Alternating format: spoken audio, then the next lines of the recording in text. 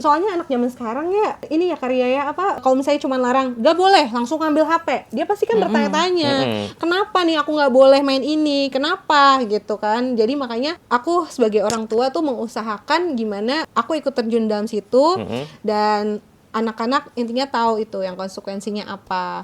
Jadi video-video yang edukatif pun itu aku usahakan, apalagi pas masih usia 2 tahunan gitu, yang ada suara yang bisa bicara ya kayak. Soalnya kan takut kalau misalnya kita cuma tontonin, mohon maaf kalau misalnya kayak hewan-hewan aja yang cuma cerita, yang dia nggak ada ngomong, cuma bahasa hewan, anak kita takutnya speech delay gitu ya kayak. Kayak tadi Kak Faya bilang juga, kalau kita mau suruh stop aja hanya dengan omongan, tapi nggak akan didengar. Itulah. Jadi kalau misalnya kita mau anak kita melakukan apa yang kita pengenin, upayakanlah kita jadi contoh. Betul. Karena kembali ke yang tadi, anak itu kan peniru ya. Peniru. Dia melihat semua, dia bisa niru gitu loh. Jadi kalau misalnya mama nyuruh aku stop, ya mama juga stop dong. Kadang ada yang sudah berani protes kayak gitu. Walaupun memang orang tua kadang-kadang, kan mama ngurusin kerjaan, mama ada urusan, ini. Upayakanlah konsisten. Karena kadang begitu anak tahu, katanya ngurusin kerjaan, kok malah scroll TikTok dan kita ketahuan gitu. Bener. Anak akan bertanya lagi, tanda tanya lagi di situ, Kak. Hai kawan Kekers, ketemu lagi barengan sama Tio di Siniar Keker. Nah, seperti biasa ya kawan Kekers, Siniar Keker akan selalu menghadirkan konten edukatif dan kreatif, tentu saja juga inspiratif buat kawan Kekers dimanapun kawan Kekers berada. Dan spesial banget hari ini kita bakal ngomongin terkait dengan yang menurutku hal-hal yang menyenangkan ya, karena kita bakal ngomongin soal anak-anak ya. Dunia anak-anak itu kan selalu identik dengan sesuatu yang seru gitu dan juga menyenangkan. Dan topik kita hari ini itu adalah digital parenting menjadi orang tua di era gadget. Tentu saja di sini aku nggak sendiri ya kawan Kekers, karena sudah datang 2 narasumber yang cantik-cantik ini bersama dengan Ibu Nuria Handayani, SPSI, MPSI Psikolog, dan juga ada Ibu Faya Alika dari komunitas Teman Manise. Iya, halo Kak Tio. Halo, ini manggilnya siapa? Boleh panggil kakak aja. Kakak aja ya. Kak Faya sama Kak Ria. Kak Ria. Oke, baik. Kak Faya sama Kak Ria. Apa kabar? Alhamdulillah, saya baik. Baik ya. Kak Tio. Alhamdulillahirobbilalamin. Ini pertama kali main ke RRI kah? Iya, untuk podcast baru kali ini. Oh, baru kali ini. Tapi sebelumnya udah pernah ya? Pernah, waktu itu field trip anak TK aja. Karena kan dari komunitas Playdate juga ya. Oke. Nah, ngomong-ngomong ini kan kita mau ngomongin soal anak ya. Kak Ria sama Kak Faya. Anaknya usia berapa ini? Kak Faya dulu mungkin. Oh ya, kalau anak aku sekarang usianya 6 tahun, baru 1 laki-laki. Oke. Kalau Kak Ria? Saya 1 juga, usianya 9 tahun sekarang, Kak. Laki-laki juga. Laki-laki juga? Oh, sama-sama laki-laki ya? Jagoan-jagoan gitu ya. Oke, kalau ngomongin soal digital parenting gitu ya, kita tuh kayak gadget, terutama gadget gitu ya, itu kan kayak udah jadi barang yang nggak bisa terlepas gitu. Apalagi kalau misalkan anak-anak udah kenal sama gadget, itu kan kayak mau dilepas juga susah gitu. Nah, oke.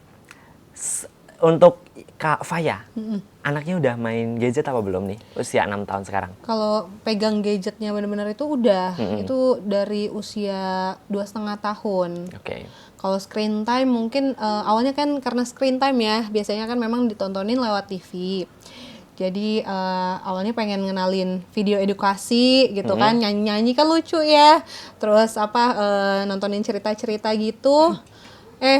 Karena ngelihat kitanya main game, orang sekelilingnya main game, jadi udah mulailah itu dia download, pegang gadget gitu. Oke, awalnya dari situ ya mengenalinya. Tapi ada nggak kayak misalkan tantangan gitu di awal itu, apakah pernah kayak tantrum gitu kah atau gimana?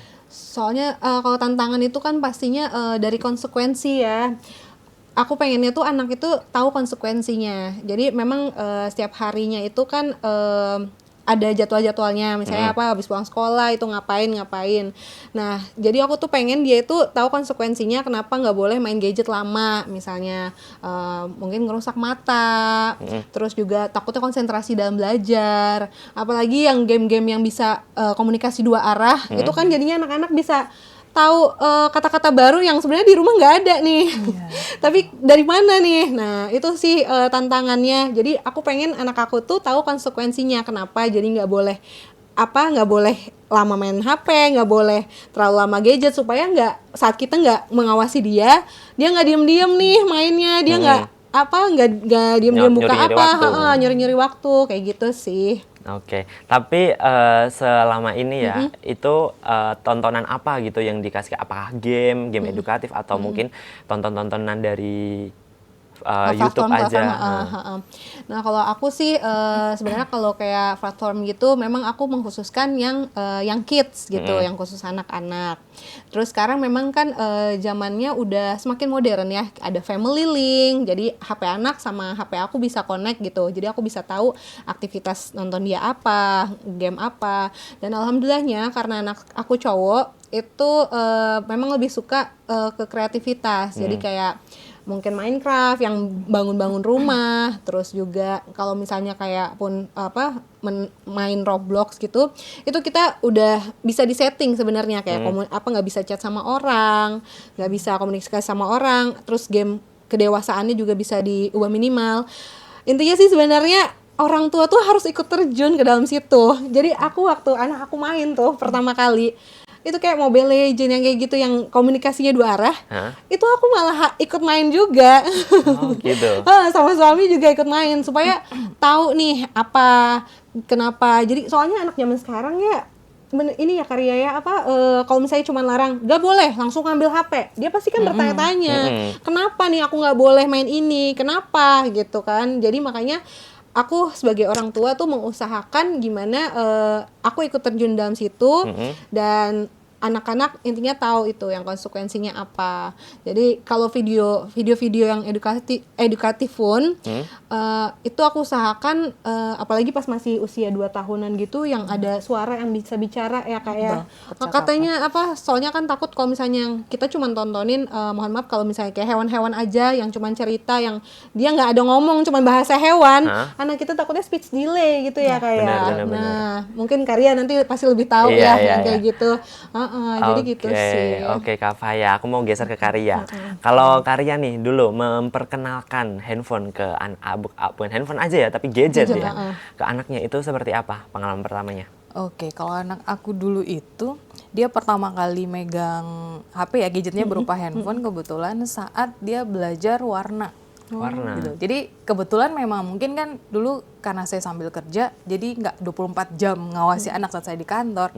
Ada waktu itu babysitter, jadi mungkin pas dia tahu itu tadi ada aplikasi yang bermain warna, terus ada yang belajar bahasa Inggris kan juga di saat dia mulai bisa, itu yang saya tahu waktu itu tuh. Kemudian seiring berjalannya waktu, saya rasa kayaknya kalau kita lihat yang zaman sekarang Kak, untuk mau 100% menghilangkan digitalisasi ini kan agak riskan ya, susah untuk kita langsung ngambil begitu aja. Jadi mungkin kalau cara saya lebih selektif aplikasi apa yang boleh ada di HP anak saya, itu pun seperti yang tadi Kak Faya bilang, terkonek dengan HP saya. Iya, betul. Jadi begitu dia download apapun, ada persetujuan kita. Kita harus accept dulu baru terdownload di sana. Gitu. Kalaupun ada yang terdownload saya tahu, karena tiba-tiba kok sudah ada ini gitu loh.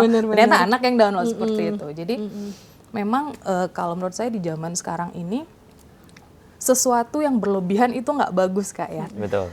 Jadi kalau kita bicara soal gadget, intinya mungkin kalau sebagai orang tua, selama kita tahu kira-kira porsi yang tepat seberapa, kira-kira komposisi yang ada ini sesuai dengan umurnya dia atau tidak, dan kita bisa mendampingi tentunya. Jadi kita tidak lepas 100%. Saya rasa juga masih ada beberapa manfaat, walaupun memang kita harus benar-benar waspada supaya dampak negatifnya tidak terlalu terpapar ya untuk anak kita. Seperti itu sih Kak Tia. Oke, berarti tetap sebagai orang tua kita juga harus tetap aware gitu ya. Dan itu tadi sekarang kan di gadget-gadget kan juga udah banyak sekali fitur parents control gitu kan ya. Itu juga harus kita manfaatkan supaya kita juga bisa tahu nih anak-anak kita sejauh mana gitu berselancar di gadgetnya gitu.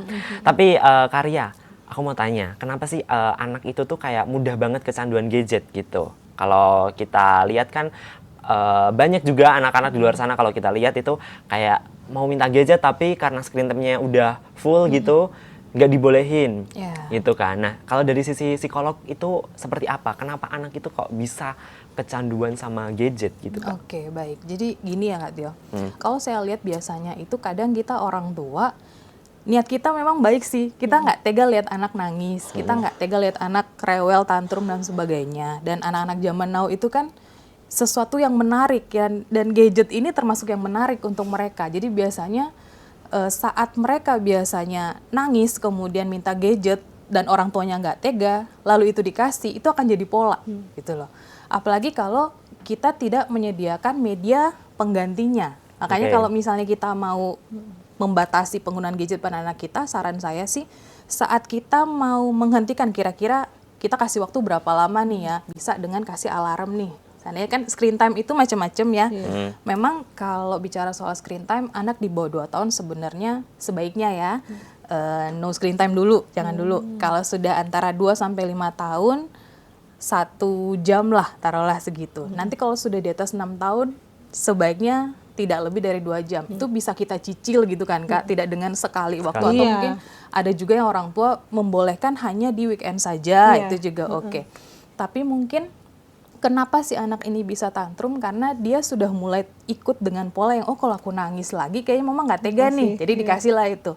Sehingga alangkah baiknya saat kita ingin membatasi penggunaan gadget, kita juga menyediakan media pengganti. Bisa berupa mainan-mainan yang bisa dipegang secara fisik gitu Kak ya. Mungkin mobil-mobilan atau pesawat-pesawat atau boneka, disesuaikan dengan yang anak kita suka. Dan jangan langsung ambil. Kita kalau misalnya lagi suka sama suatu barang langsung direbut kan penasaran. sakit hati ya Kak. Betul, Itu betul. juga anak juga begitu. Jadi paling tidak kita kasih warning. Kalau misalnya tidak pakai alarm, 5 menit kita lewat waktu, bilang ke anaknya, Dek, nanti 5 menit lagi HP-nya kita taruh ya, kita main ini, gitu. Jadi anak juga sudah mulai menyiapkan hatinya, perasaannya, tidak serta-merta merasa direbut begitu Kak. Jadi begitu waktunya sudah selesai, biasanya negosiasi tidak terlalu lama, apalagi kalau ada penggantinya. Seperti itu Oke. Kak Tio kalau menurut saya. Oke, baik-baik. Jadi penggantinya itu tadi itu juga bisa jadi salah satu stimulasi ke anak juga ya, Kak ya. Karena kan kalau misalkan aku baca-baca juga ya, anak itu kan juga perlu stimulasi gitu, baik secara motorik, sensori, kemudian juga mungkin juga secara kognitifnya juga gitu. Itu kan harus dikasih gitu, dan mungkin bisa jadi di gadget ini kita nggak bisa dapat untuk stimulasi-stimulasi tadi gitu kan ya Kak ya. Iya. Oke. Nah, tapi kalau ngomongin soal stimulasi gitu ya, ada istilah namanya itu overstimulated. Iya. Iya, stimulasi yang berlebihan gitu ya. Nah, itu tanda-tandanya seperti apa sih, Kak Ria? Kalau tentang overstimulated, memang kadang-kadang kita itu orang tua kan pengennya anak ini punya kemampuan yang tidak terbatas gitu ya. Namanya kita punya anak, pengen dong anak kita jadi yang terbaik. Cuman ada beberapa cara-cara yang membuat kita tuh secara tidak sadar kita ngasih beban ke anak yang belum sesuai sama umurnya. Jadi ibarat kata anak baru mulai merangkak, kita sudah suruh lari. Itu kan jadinya agak kurang pas gitu loh Kak. Ada waktunya untuk mereka nanti berlari, mungkin dengan berjalan dulu, baru berlari dan lain-lain ya. Cuman paling tidak, poin pentingnya adalah bagaimana saat kita bisa memperlakukan anak sesuai dengan usianya. Termasuk dari cara dia bermain, permainan yang kita sediakan, pola asuh yang kita terapkan, dan lain-lain. Kalau tanda-tanda dari overstimulated, kadang-kadang ini kalau saya ya pribadi, saya kadang melihat mungkin kadang agak rancu karena namanya anak ya, apalagi umurnya masih golden age. Betul. Dia itu kayak spons Kak, dia menyerap semua hal yang dia bisa lihat. Jadi nggak jarang kita lihat anak umur segini kok dia sudah bisa ya bikin ini. Kadang yang dia belum bisa baca, tapi kok dia bisa ya main HP dan mengoperasikan berbagai macam sistem yang ada. Nah, itulah yang saya bilang tadi, dia seperti spons, dia menyerap gitu kan. Tapi nanti biasanya ada masa di mana dia akhirnya ada di titik jenuh gitu kan. Jadi kalau saya lihat banyak juga orang tua yang berlomba-lomba menyekolahkan anak terlalu dini. Bukan berarti 100% salah, tidak sih gitu guys. Cuman alangkah baiknya memang disesuaikan. Saya rasa sekarang dari pihak sekolah pun biasanya memberikan edukasi tentang itu. Karena kalau misalnya kita masukin anak sekolah terlalu dini, pertama memang dia kadang semangat, walaupun kadang moodnya masih naik turun, tapi dia masih oke. Nanti khawatirnya nanti begitu sampai di titik jenuh, yang harusnya dia motivasinya lebih oke, dia udah terlanjur bosen duluan gitu kadang Kak. Kan anak nih beda-beda ya, karakternya, pembawaannya kan beda-beda seperti itu. Jadi kata kuncinya sih kalau tentang overstimulated ini, menurut saya lebih ke yang bagaimana cara kita untuk memperlakukan anak dengan sesuai sih, sesuai dengan perkembangannya, sesuai dengan umurnya, tanpa terlalu yang muluk-muluk dulu. Betul.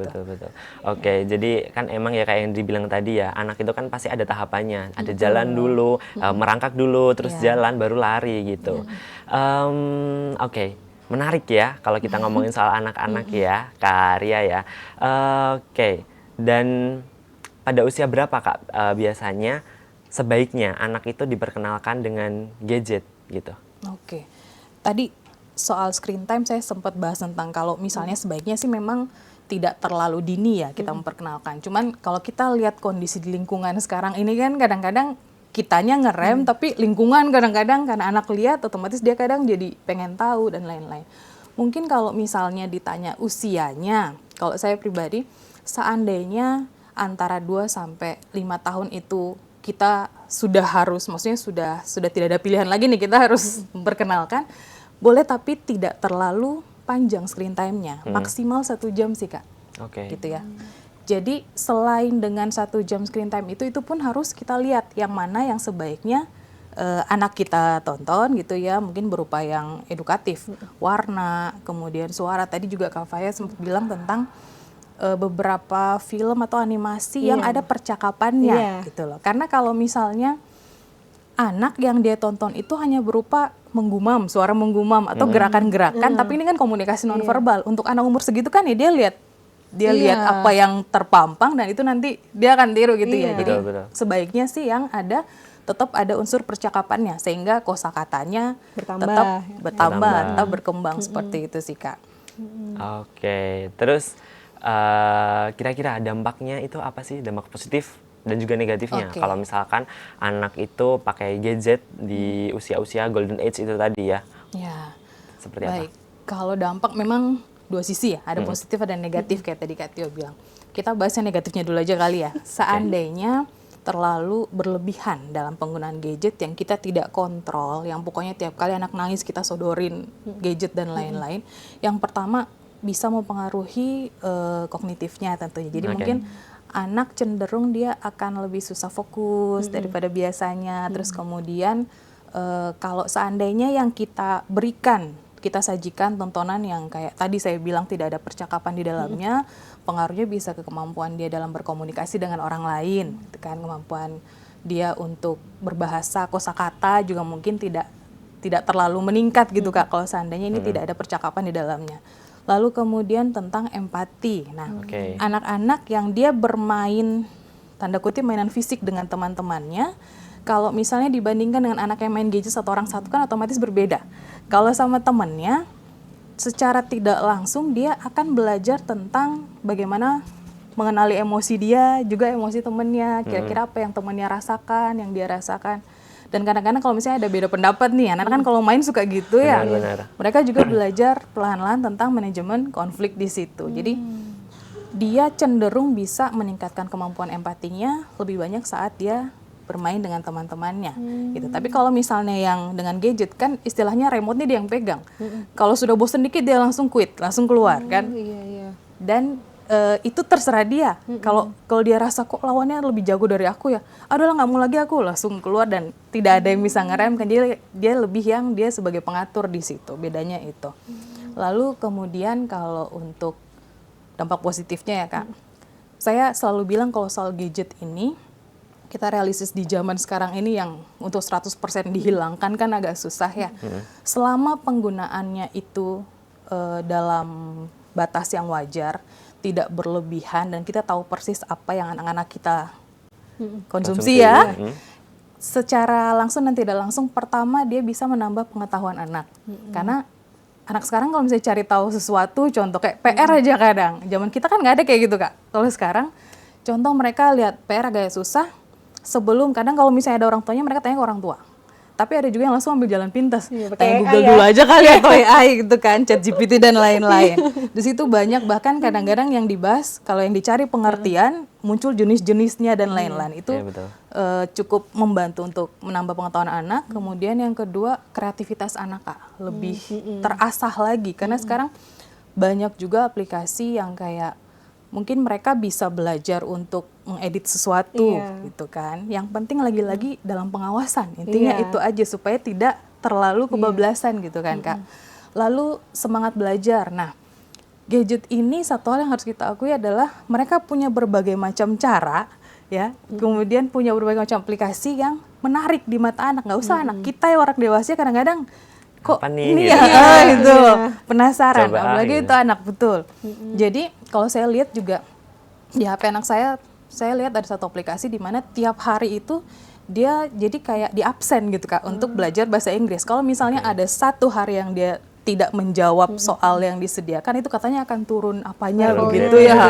Skornya. Ya itu. Jadi kayak dia merasa, oh ya aku belajar bahasa Inggris dari sini loh mama. Saya ngetes beberapa kali, kamu tahu dari mana? Dari aplikasi ini ternyata. Oke. Jadi memang ternyata ada positifnya. Yang penting itu tadi, kita tetap pantau, kita tetap berupaya untuk memberikan sesuai dengan porsinya. Yang kira-kira kita rasa nggak perlu ada, kita komunikasikan dengan anak supaya ini kayaknya nggak harus ada, nggak apa-apa ya, mama hapus. Itu dulu, izin dulu. Karena ini ya Kak Faya, Kak Tio, kalau saya bilang sebenarnya apapun yang anak kita jalani di dunia ini, ada satu senjata yang sekiranya kita bisa dibilang ngontrol kayaknya agak gimana gitu ya. Paling tidak anak kita ini nggak terlalu jauh dari kita. Ada apa-apa mereka bisa terbuka sama kita. Yaitu dengan membangun komunikasi gitu ya. Komunikasi zaman sekarang ini karena kita juga harus mengakui kita juga sibuk kan dengan gadget kita gitu loh. Jadi kayak tadi Kak Faya bilang juga, kalau kita mau suruh stop aja hanya dengan omongan, tapi nggak akan didengar. Iya, itulah. Jadi kalau misalnya kita mau anak kita melakukan apa yang kita pengenin, upayakanlah kita jadi contoh. Betul. Karena kembali ke yang tadi, anak itu kan peniru ya. Peniru. Dia melihat semua, dia bisa niru gitu loh. Jadi kalau misalnya mama nyuruh aku stop, ya mama juga stop dong. Kadang ada yang sudah berani protes kayak gitu. Walaupun memang orang tua kadang-kadang, kan mama ngurusin kerjaan, mama ada urusan, nah ini. Upayakanlah konsisten. Karena kadang begitu anak tahu, katanya ngurusin kerjaan, kok malah scroll TikTok dan kita ketahuan gitu. Bener. Anak akan bertanya lagi, tanda tanya lagi di situ Kak. Jadi memang soal gadget ini sebisa mungkin sebagai orang tua kita tahu batasannya seperti apa untuk anak kita. Kita juga kan kenal nih karakter anak kita seperti apa. Jadi pendekatannya, kemudian dia kira-kira apa yang bisa menggantikan porsi si gadget ini sudah bisa kita siapkan dahulu. Kalau memang dia suka dengan pesawat-pesawatan, mungkin nggak ada salahnya kita siapin kayak diecast pesawat, mainannya kayak gitu-gitu kan. Biasanya anak suka tuh. Upayanya untuk mengalihkan supaya dia nggak 100% ke gadget terus seperti itu Kak Tio. Oke, menarik sekali. Jadi di samping banyaknya sisi-sisi positifnya dari gadget itu tadi ya, cuman yang paling penting itu tadi aku yang mau menggarisbawahi ya dari Kak Ria ya. Kalau anak-anak itu juga perlu distimulasi lewat kehidupan langsung gitu dengan temannya gitu. Di situ kan juga anak bisa ngelola emosi, terus juga anak juga bisa gerak kan. Kalau gadget kan kita cuma duduk aja. Nah, padahal di usia-usia golden age itu kan pertumbuhannya kan masih sangat tinggi gitulah ya Kak ya. Gitu. Wow, menarik sekali. Tapi ini ya tadi disampaikan juga harus ada penggantinya gitu. Sebaiknya kita siapkan pengalihan untuk mengganti ini tadi. Iya, beruntung banget karena di sini juga ada founder dari Teman Manise, komunitas Teman admin, Manise. lebih ke Admin. admin. Oke, I see. Oke, dari Teman Manise. Nah, ini mungkin bisa diceritain gitu Teman Manise itu apa gitu. Nah, saya lihat juga dari anak yang tadi saya bilang dari 3 tahun suka main gadget ya istilahnya. Dia udah sampai ke komputer malahan. Jadi kayak ini, gimana caranya ada aktivitas lain yang lebih menarik dari gadget itu sendiri, ya kan? Nah, makanya alhamdulillah pas ketemu Teman Manise, yang mana 1 bulan sekali tuh kita adain playdate, adain field trip gitu. Kegiatan-kegiatan yang positif yang dimana anak itu berkomunikasi, sosialisasi sama anak seusianya. Istilahnya kalau sekolah berapa jam sih? Paling cuma 1-2 jam, dan itu paling Senin sampai Jumat ya. Nah, jadi pas ketemu Teman Manise ini di weekend biasanya memang kita bermain. Di situ anak-anak dilatih stimulasinya, komunikasi, sosialisasi dengan umur sebayanya, terus dilatih sensoriknya, motorik halus, motorik kasar, terus dimana itu anak berani, soalnya kan biasanya mereka setelah bikin-bikin apa DIY gitu, mereka ini nih apa nunjukin gitu, ceritain apa yang dibikin, apa yang ini.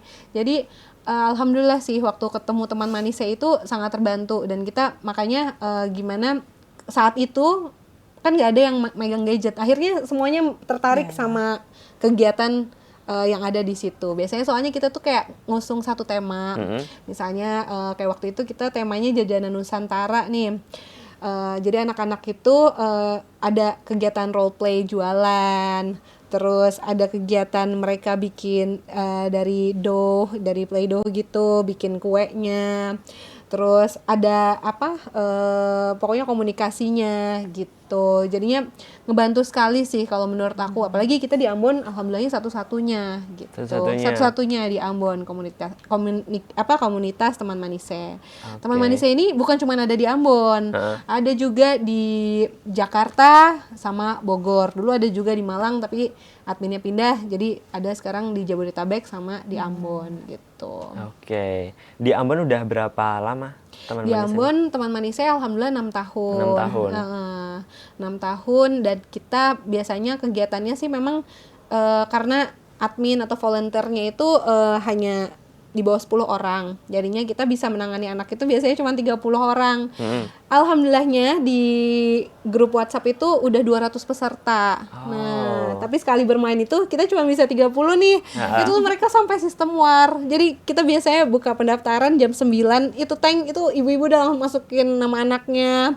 Terus juga ada waiting listnya kayak gitu. Nah, biasanya kalau kita buka acara besar itu biasanya 100 peserta, itu saat ulang tahun.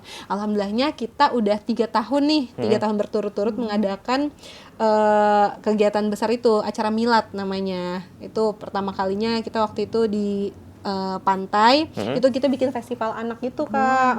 Festival anak disponsorin sama sponsor-sponsor dari UMKM, jadi ada buka booth, terus anak-anak pokoknya rame tuh. Waktu itu mana di daerah Tial sana. Misalnya kan orang-orang Ambon maksudnya jauh ya, tapi mereka semua datang gitu. Iya, Masya Allahnya kayak gitu, datang, dan orang tuanya pada support gitu sih Kak. Oke, berarti respon dari masyarakat sendiri juga antusias ya Kak? Iya, betul. Keren banget berarti. Oke. Di samping itu tadi ya kegiatan-kegiatan yang dilaksanakan sama teman Manise, keterlibatan anak di situ tuh berarti mereka tuh juga kayak exploring gitu ya? Iya, benar banget. Biasanya soalnya bukan cuman yang tadi motorik halus, motorik kasar, yang sensori, yang tema itu. Biasanya kita juga field trip itu ada pernah ke pemadam kebakaran. Oke, role play kan, jadi pemadam kebakaran. Mereka naik ke mobil pemadam kebakaran, terus keliling kayak gitu. Terus kita pernah juga ke Balai Konservasi Satwa di Maluku, itu kan istilahnya di Ambon kan belum ada ya kebun binatang. Nah, alhamdulillahnya ada Balai Konservasi Satwa itu. Kemarin kita kerja sama pemerintah itu.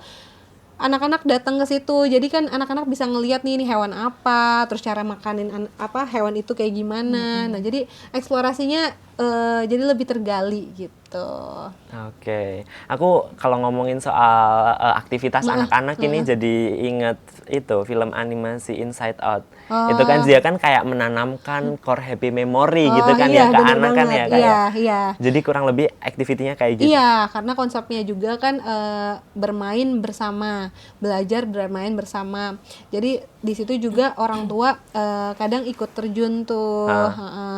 Jadi ada istilahnya kebersamaan sama orang tua juga kayak gitu sih Kak. Oke, jadi bonding antara anak sama orang tua juga diperhatikan ya di situ. Soalnya anak ini kan yang penting bermain ya. Sebenarnya apalagi kan kita anak-anak usia dini ya, jadinya pengennya tuh gimana mereka bermain tapi sambil belajar juga, sambil bersosialisasi juga kayak betul. Apalagi kalau misalnya mamanya juga pekerja juga, kan pasti waktunya banyak tersita tuh. Nah, makanya ini tuh kayak quality time gitu ya, bareng sama mama papa di komunitas Teman Manise. Iya, betul. Terus selain activity ke anak, aku juga lihat kayaknya juga ada kayak webinar Iya, gitu Kak untuk iya. parentsnya. Iya, nah biasanya tuh kita ada webinar itu biasanya 3 bulan sekali, ada juga kuluap. Nah itu biasanya di mana biasanya ngundang psikolog juga Kak. Tapi memang ada dari sebagian dari luar karena kan itu tadi Teman Manise ada di 3 kota itu, Jabodetabek sama Ambon. Itu jadinya kita sekali ngumpul itu di webinar itu bisa sampai 50 peserta gitu, dan itu biasanya kan gratis soalnya. Oh gitu. Jadinya nah disitulah biasanya parenting ngebahas tentang apa stimulasi anak kayak gimana. Kadang juga kita kerja sama apa kayak fisika gitu, apa tentang bakteri gitu. Oh, oke. Tentang biologi ya, tentang Kayak cosplay jadi scientist gitulah ya. Scientist ya. Kita waktu itu pernah ngadain di webinar itu Little Scientist. Jadi ada narasumbernya dari ini, anak-anak tuh sederhana aja sih di rumah masing-masing dikerjakan. Itu dari apa agar-agar mereka nanti swab tuh pintu HP. Nah, di swab di situ nanti kan ditunggu berapa hari kelihatan tuh ada bakterinya. Oke. Nah, jadinya itu anak-anak kan tereksplorasi juga apa jadi pengetahuan juga. Oh, ternyata makanya kenapa handphone itu nggak boleh di mulut misalnya, nggak boleh sembarangan makan. Abis pegang apa cuci tangan. Nah, jadi anak-anak kan tahu dari situ. Kayak gitu sih, Kak. Oke, menarik sekali. Aku jadi pengen ikutan Iya, gitu. ditunggu lah. Meskipun aku belum punya anak ya, tapi Iya. kalau main sama anak tuh kayak seru gitu. Iya, betul. Oke, nanti info ya. Oke, Kak mantap. Faya ya. Oke, nah aku mau beralih ke Karya. Kira-kira nih, kalau tadi kan anak-anak yang terstimulasi lewat permainan gitu. Terus dibandingkan dengan anak-anak yang dari kecil itu mungkin juga terstimulasi dengan gadget. Itu pada nanti di usia remaja, itu apakah punya pengaruh gitu, Kak? Oke. Kalau misalnya kita bandingkan ya Kak Tio, anak-anak yang dia mungkin lebih banyak atau ada waktu khusus untuk dia bersosialisasi dengan teman-temannya dibanding dengan yang hanya dengan gadget. Pasti ada perbedaan sih biasanya. Tadi kita sempat bahas tentang dampaknya ya. Salah satunya itu tentang empati, kemudian kemampuan dia mengelola emosi dan lain-lain. Kalau misalnya anak yang dia istilah kata dunia nyata sama dunia mayanya seimbang gitu ya. Gadget masuk dunia maya kayaknya ya. Tapi kalau dunia nyata yang dia sama pergaulan teman-teman sebaya dan lain-lain. Seandainya dunia nyata dan dunia maya seorang orang ini seimbang, maka kemampuan dia untuk beradaptasi juga akan lebih baik. Jadi saat dia ketemu dengan orang baru, sekalipun dia tipe yang mungkin agak introvert, dia agak tertutup, tapi dia selalu punya cara gitu loh. Tidak terlalu butuh waktu lama untuk dia bisa membaur dengan orang-orang atau lingkungan yang baru dia temui. Sementara kalau misalnya untuk yang gadget, seandainya memang dia lebih terstimulasi dengan tanda kutip dunia maya ini tadi dan nyaris mungkin sedikit sekali atau tidak ada waktu untuk dia berinteraksi secara nyata dengan teman-temannya, mungkin akan terasa saat dia memasuki usia remaja atau usia dewasa. Dari segi kemampuan adaptasi bukan berarti dia tidak bisa sama sekali sih, tidak 100%, cuman mungkin dia butuh waktu yang lebih lama gitu untuk dia bisa membaur. Betul. Berbeda dengan anak-anak yang sudah terbiasa atau yang seimbang dunia nyata itu kan. Jadi lebih ke soal kemampuan dia beradaptasi, kemudian untuk yang mengelola emosi juga kalau misalnya anaknya juga tidak kita bekali dengan manajemen emosi yang baik, itu bisa kebawa seperti itu Kak. Yang otomatis kalau itu tidak teratasi, mungkin sedikit banyak juga akan berpengaruh pada beberapa aspek kehidupan dia di saat dewasa nanti. Ya, seperti itu. Jadi emang ya di usia-usia anak itu ya, di golden age period itu tuh kayak emang berpengaruh banget ke nanti ketika dia beranjak dewasa atau mungkin saat remaja gitu ya. Terkait dengan sisi emosi, terus ya kognitif mungkin, adaptasi gitu-gitu. Oke. Nah, Karya, kalau seperti itu, gimana nih peran orang tua dalam mendampingi anak gitu ketika menggunakan gadget atau internet? Mungkin tadi sudah sempat di-mention gitu, tapi kita tekankan lagi gitu. Baik, jadi untuk para orang tua, saya sering menyebut ini sebagai mindfulness. Jadi kita hadir itu nggak cuman anak di sebelah kita temenin, tapi pikiran kita kemana, badan kita di sini gitu. Jadi hadir tuh secara jiwa dan raga. Kita ada bersama anak, maka kita juga ada di situ, baik dari sisi jiwa dan raga. Maksudnya pikiran kita nggak kemana-mana, kita tidak sambil melakukan aktivitas yang menunjukkan kita nggak fokus sama anak ini gitu loh. Jadi paling tidak saat misalnya pun kita main game nih sama anak, ya udah kita fokusnya di situ. Karena biasanya para orang tua ini, contoh kayak kita mau rekreasi, ya kita ke pantai nih. Udah rame-rame ke sana, nyampe sana seru-seruan main pasir, mau berenang, keinget jemuran di rumah contoh. Jadi itu kadang-kadang untuk emak-emak tuh kadang-kadang efeknya juga kemut gitu loh. Jadi ngomel, jadi kemana-mana gitu kan efeknya. Nah sebaiknya memang para orang tua ini juga berlatih untuk mindfulness ini tadi. Apa yang sedang kita jalani, maka kita fokusnya di situ. Jadi kalau kita saat menghabiskan waktu, kita lagi quality time sama anak, ya udah kita fokusnya ke situ. Mau anak ajak kita main tenda-tendaan mungkin atau main puzzle contoh kayak gitu, ya sudah fokuslah di situ dulu. Karena anak pun ini sebenarnya juga butuh perhatian kita. Dan kalau kita bisa menjadi tempat yang nyaman untuk anak, tempat yang aman untuk anak, insya Allah ya, maksudnya dia berjalan kemanapun tidak akan keluar sampai batas yang terlalu jauh. Nariknya gampang gitu loh Kak, ilustrasinya seperti itu. Oke, jadi kita sebagai orang tua harus lebih present gitu lah ya. Iya, betul. Main-main sama anak gitu. Mungkin soalnya saya beda kan ya kalau misalnya main sama anak sama menemani anak doang. Ya, Ya kan itu betul. kan beda. Betul. Jadi kalau bisa harus ada memang komunikasi dua arah gitu ya Kak. Kalau misalnya anaknya main jual-jualan ya kita yang melayani Jadi juga pembelinya. pembelinya, Interaksinya kan ada interaksinya di gitu situ. ya kayak. Betul, Kak. Di situ kan juga bonding ya Kak ya. Iya, benar. Membangun Gitu. kedekatan di situ. Iya, kayak yang Kakak Faya bilang tadi, kayak kita tuh benar-benar terjun gitu Iya, ke dunia si anaknya. Gitu iya, kan. harus present gitu Iya, kan. oke. Tapi kan tadi juga disebutkan kalau memang kita ini nggak bisa lepas gitu. Dunia kita ini kayak kita ya mau nggak mau ya gadget ini juga tetap akan bersinggungan dengan kita, dengan anak-anak kita gitu. Tapi ada nggak sih rekomendasi tontonan gitu atau mungkin game yang bisa menstimulasi juga gitu? Mungkin dari Kak Ria dulu. Kalau saya sih lebih ke yang aplikasi edukatif itu Kak. Kayak mereka bisa belajar bahasa Inggris, kemudian mereka bisa belajar untuk mengenal warna atau mungkin mewarnai satu objek dengan gradasi yang macam-macam. Jadi dari situ kreativitasnya muncul, dia juga kognitifnya terasah di situ. Kemudian ada aplikasi-aplikasi belajar yang bisa digunakan untuk minimal kebutuhan mereka sehari-hari, kayak PR contoh, kadang-kadang ingat, oh iya waktu itu pernah ada soal yang kayak gini loh, jawabannya ini, jadi mereka ingat. Terus kalau untuk games mungkin game yang menawarkan anak ini tertantang untuk berpikir bagaimana caranya dia memecahkan suatu masalah, strategi gitu Kak ya, seperti itu. Jadi bukan yang hanya game yang kayaknya yang tidak terlalu saya sarankan yang berbau agresif lah gitu lah ya. Jadi kan mereka bisa melihat ada gerakan-gerakan tanda kutip pukulan atau apa itu yang mungkin agak kita batasin. Tapi kalau misalnya game ini untuk mereka diminta untuk memecahkan satu masalah gitu atau butuh strategi lah di situ. Saya rasa nggak ada salahnya mungkin sambil kita dampingi tentunya ya. Kita lihat anak kita coba untuk games atau aplikasi yang seperti itu. Kalau dari saya itu sih Kak Tio. Oke, itu kan tadi game ya.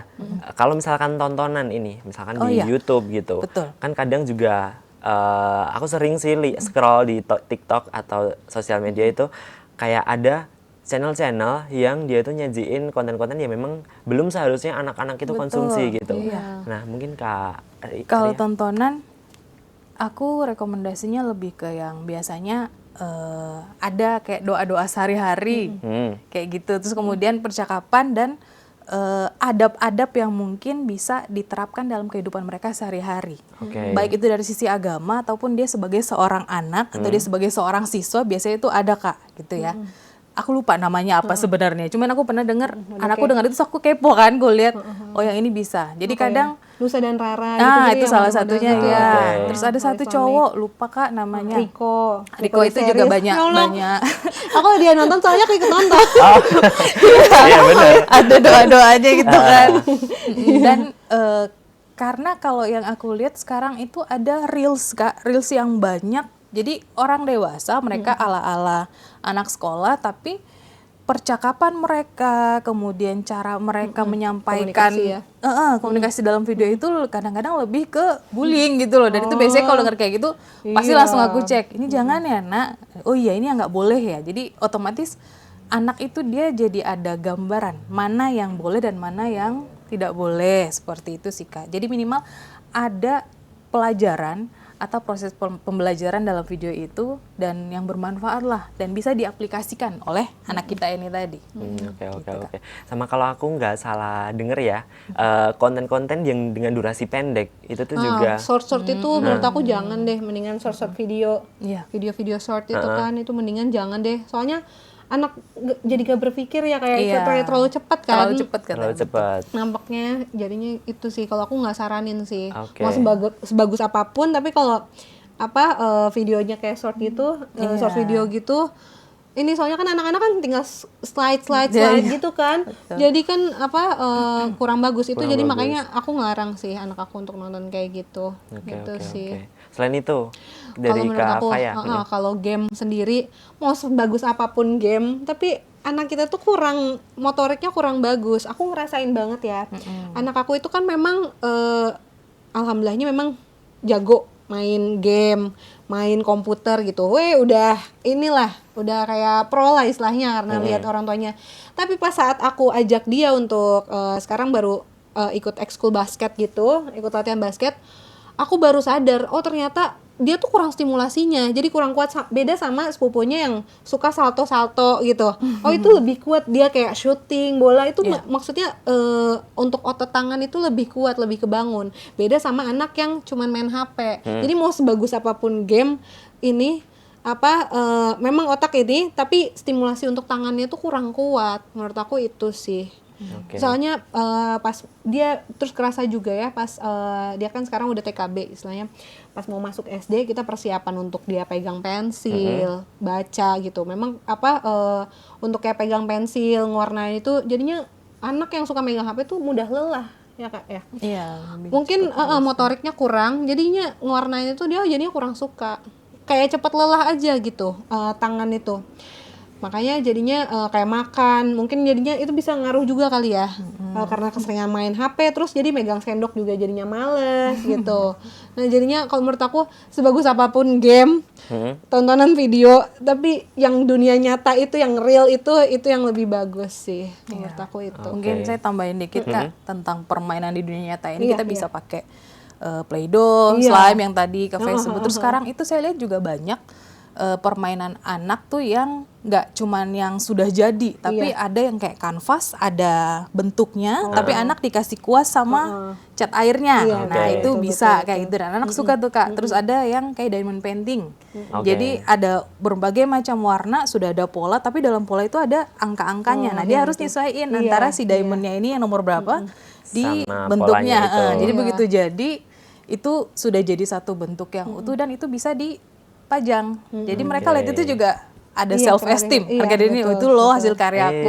Jadi sibuknya tuh setuju dengan dunia nyata, sibuknya dengan dunia nyata dengan permainan yang seperti itu tadi. Aktivitas fisik juga ya tentunya. Fisik, iya. Makanya memang PR itu sebenarnya lebih ke orang tua juga ya, kayak tantangan buat orang tua ya. Gimana kita mencari sebuah aktivitas yang lebih seru daripada anak sekedar main game gitu. Kalau memungkinkan juga mungkin dengan mengikutkan anak ke mungkin ekskul yang fisik, karate contoh, sepak bola gitu. Jadi energi yang dimiliki anak ini besar ya Kak.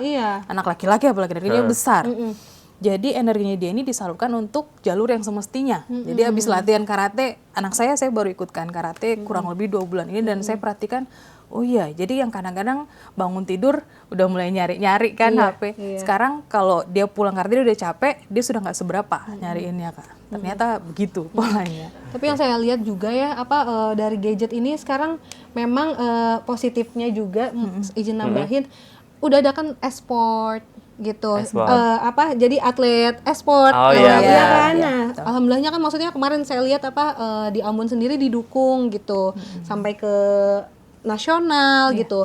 Nah jadinya memang ada segi positifnya juga. Kalau misalnya memang anak suka ini ya bisa disalurkan gitu. Kalau aku tuh juga ininya dia kan suka Minecraft nih, kayak bangun-bangun rumah. Nah itu aku beliin tuh yang kayak magnet-magnet Minecraftnya. Jadi dia kadang ngebangun dulu di dunia nyata, baru dia masukin ke Iya, ini, betul. ke komputer atau ini, atau kebalikannya kayak gitu. Oke, jadi- jadi itu juga bisa jadi motivasi iya, juga ya betul. buat anak-anak ya. Iya. Oke, menarik sekali. Gak kerasa ya obrolan kita. Aduh, aku pengen ngobrol lagi nih terkait dengan anak-anak kan.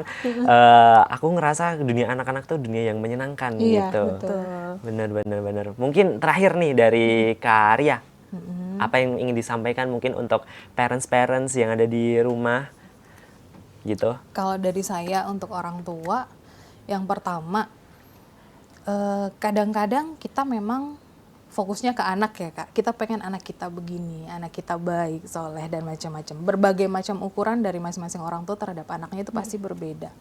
Tapi kadang kita lupa untuk menjadi contoh yang nyata untuk anak. Jadi kalau misalnya kita hanya berupa instruksi saja, kalimat-kalimat saja, ya mungkin bisa tapi hanya berapa persen. Alangkah baiknya kalau kita juga langsung menunjukkan contoh nyatanya. Dan kemudian yang tidak kalah penting untuk sekarang, kesehatan mental orang tua itu juga penting Kak.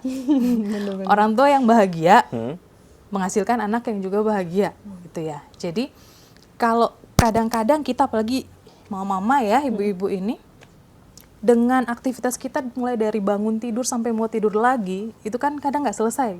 Di pikiran itu ada aja, ngurusin piring kotor, baju kotor, dan lain-lain. Kadang emosi kita di bagian lain, biasanya kita larinya ke anak, pelariannya ke anak. Karena apa?